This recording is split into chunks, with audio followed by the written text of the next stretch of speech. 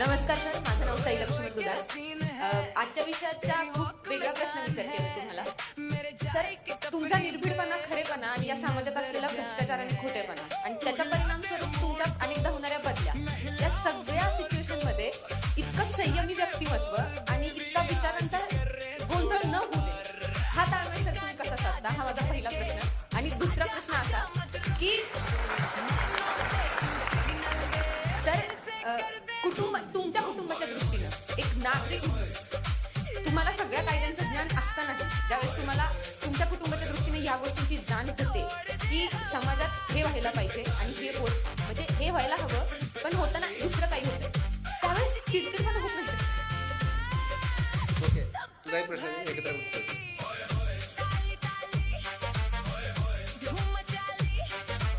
sir, तुम्ही आता भाषण देताना म्हणाला की 17 वर्षाच्या कालावधीत तुम्हाला असं वाटत नाही की